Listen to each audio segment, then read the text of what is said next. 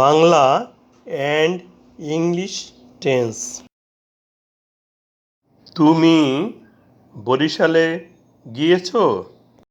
এ বাক্যে ক্রিয়াপদ বা ভার্ব গিয়েছো। তুমি বরিশালে গিয়েছো এ বাক্যের অর্থ তুমি বরিশাল থেকে ফিরে এসেছো কিনা জিজ্ঞাসা করা হয়েছে। এখানে গিয়েছো অর্থ গো নয়।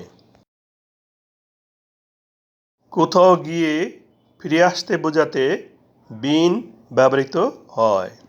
তাহলে বিন ভার্বের ফর্মগুলো দেখে নেই। বি অর্থ হওয়া, প্রেজেন্ট ফর্ম বা verb on.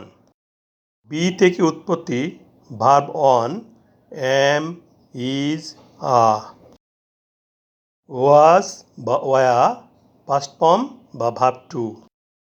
Bin past participle বা ভার্ব থ্রি। কে গেছে? তুমি সাবজেক্ট বা কর্তা। ক্রিয়াপদকে কে দিয়ে প্রশ্ন করে যে উত্তর পাওয়া যায় তাহাই সাবজেক্ট। কি গেছে?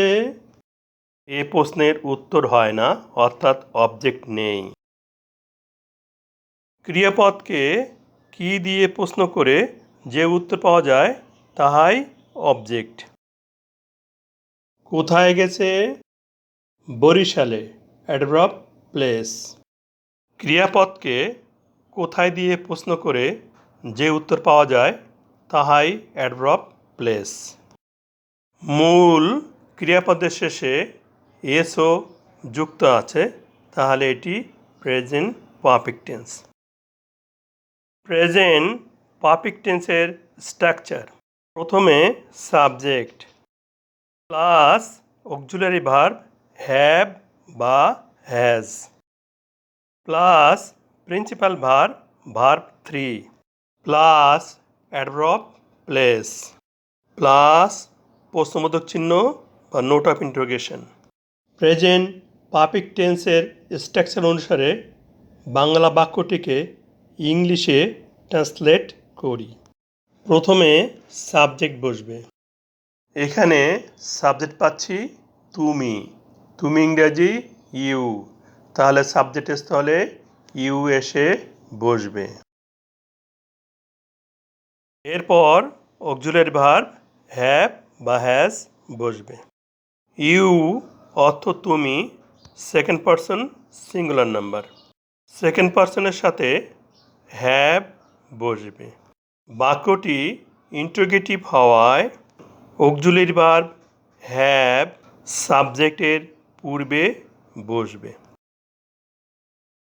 এরপর প্রিন্সিপাল ভার্ব ভার্ব থ্রি বসবে। কোথা থেকে গিয়ে ফিরে আসা ইংরেজি হবে বিন, তাহলে প্রিন্সিপাল ভার্ব থ্রির স্থলে বিন এসে বসবে। এরপর অ্যাডভার্ব প্লেস। অ্যাডভার্ব প্লেস পাচ্ছি বরিশালে, ইংরেজি টু বরিশাল, তাহলে অ্যাডভার্ব প্লেসের স্থলে টু বরিশাল এসে বসবে। বাক্যটি ইন্টারোগেটিভ হওয়ায় বাক্যের শেষে প্রশ্নবোধক চিহ্ন হবে।